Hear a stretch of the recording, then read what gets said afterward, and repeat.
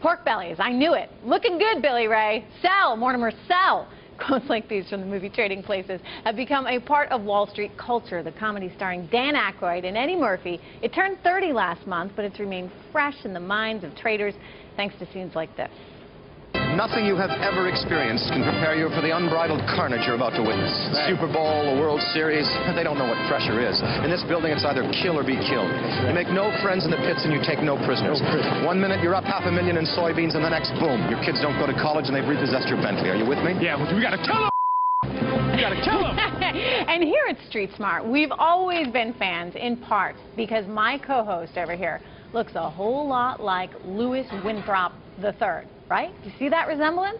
So as a special treat, we have him here on set with us. Here he is. Dan Aykroyd, actor and CEO of Crystal Head Vodka. Such a pleasure to have you here. Hi, how are you? Great, great. I gotta get up. We're coming over here. Hey, good to see you. All right. Yeah, well, you do look like Winthrop, but you don't look like Aykroyd. You'd have to be whacked with the ugly stick and gain about 100 pounds there, but there is you a look like very the old strong Winthrop. resemblance. You really do, yeah.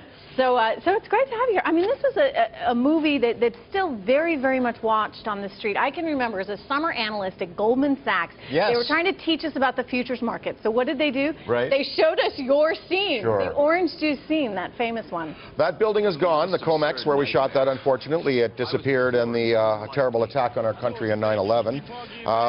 But it was a wonderful project to work on because we actually were in the pits with the real guys, and they were teaching us how to call and how to sell and buy and sell the way they actually did it.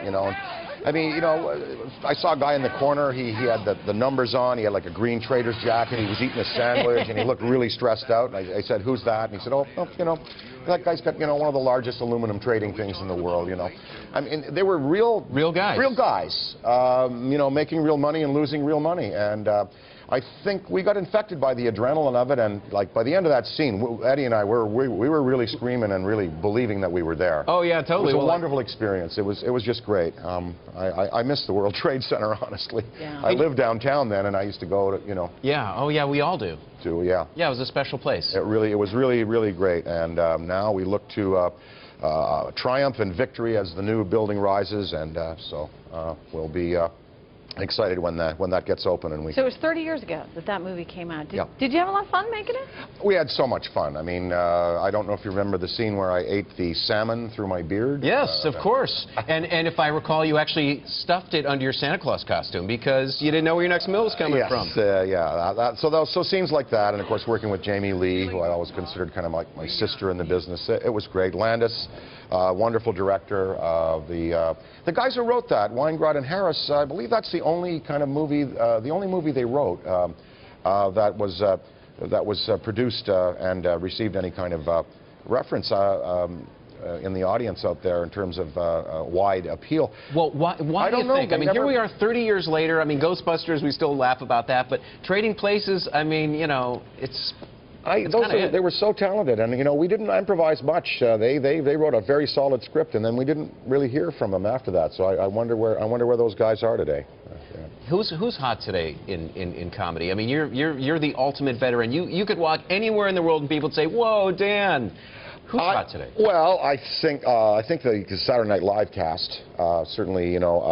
Well, I mean, Kristen Wiig, and then Melissa McCarthy, who I just worked with on a film called Tammy. She's really probably the best physical comedian since Buster Keaton or Chevy Chase. I love Bill Hader. I love Sudeikis, Fred Armisen.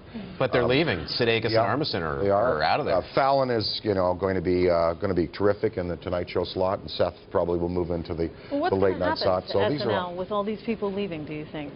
It's like a university, they re-recruit the teams, and there's going to be a whole new group of people that'll come in. It's an institution that's never going to go away. It's like the Today Show. Saturday Night Live is one of their highest rated shows. Lauren is still a great producer and a great impresario and knows talent. So the search is on. So if you're a male between ages 19 and 30 and you got some improv chops, I understand SNL is auditioning. Jump in a job that I will not be. Oh, come on. No. Oh, please. They should have you back as a guest host at the very least. I could do that. I could do that. Hey, you've got another gig, vodka. Tell us about the vodka gig. Well, it's really fun, you know. I wanted to explore vodka. I was tired of drinking vodkas that have an over viscosity in them, that kind of oiliness and that fake up front of the mouth feel. I wanted to go for a naturally smooth vodka, so I inquired as to what is put in a lot of vodkas. A lot of lesser vodkas use glycerin, and not enough to kill you, but it's still antifreeze. And citrus oil, that's a bug exterminant. Again, not enough to kill you. But wouldn't you like a vodka that doesn't have that stuff in there? So we made Crystal Head. In a skull. In a skull, which is based on the 13 Crystal Heads. It's based on the Mitchell Hedges skull, which was referenced in the Indiana Jones movie. The reason we chose a skull, because our product is pure, clean. It's a positive, enlightened drinking thing that we want to project. So we decided to put it in a skull because that sells, you know, a message of purity for us. How about the name? Crystal Head, because they called the heads the Crystal Heads. There were 13 of them. The Navajo, the Aztec, and the Mayans all had them in legend. And there's 8 in the possession of mankind, 5 are missing. 2 of them at the Smithsonian, an orange and a green one. And they have a psychic message to them. And so we're trying to sell enlightened, cleaned up drinking, and that's why we use the head. Crystal Head makes a great cocktail because, you know, it doesn't have the glycerin. If you're making a bar car martini, you're going to be adding vermouth. It's going to have glycerin in it. Why not start with a vodka? Dan, you're a smart dude. How'd you get so smart? Well, you know what? I surround myself with people who are far more knowledgeable than I am in these things, and I basically learn, and I try to listen more, and I think that's the smart thing to do, is just to listen to what people have to say and take their advice. We have our Rolling Stones pack there. I don't know if they can get a shot of that. So the Rolling Stones, did they endorse it, or? Yes, indeed. Oh, well, no, you can't go out and do anything without their endorsement. This is something that came from their merchandising arm. Mick picked CDs, they're in a tray. He picked 14 tracks, live Stones tracks, and you can get that at the Stopper. This is not available in the state of New York. You can go to Connecticut and New Jersey, and we've got some great retailers. If you're in the neighborhood of Gary's, of course, Roger Wilco, Bourbon Street, Bottle King, Total Wines, and Byway. Probably online too, all, right? Yes, you can buy it online. High Times Liquors in California. I have a question for you. What is it like going from the acting world into a world like this? I mean, going from theater into business, or was theater always kind of a business for you? Yes. I mean, they call it show business, you know, for that reason. It is a business. You know, as an actor, I had to appraise, you know, how my talent was being marketed, how it was being compensated for. I had to make, you know, my own deals with lawyers and agents. I had to understand the mechanics of the business, the economics of the business. When I was producing films, you know, like Ghostbusters, Blues Brothers, we had to understand budgets and profit margins and participation and all that. So I think that being in the film business and the record business,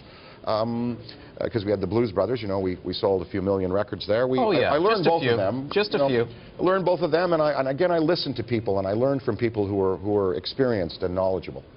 Terrific. Well, it's so good to have you here. It's a real pleasure. I feel like I look at you every day. So, Dan Aykroyd. When I was younger, I might have had that little quality. Oh, come on. Right? It's all gone. Fun. Thanks for being here. Thank you so much. Trading Places 30th anniversary. Love being in the Bloomberg building. Love capitalism.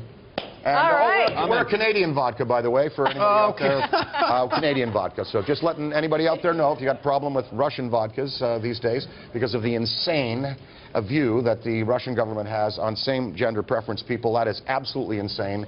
Why are they blaming the vodka industry? I don't know. We don't deserve the blame, but we are Canadian vodka if you want an alternative.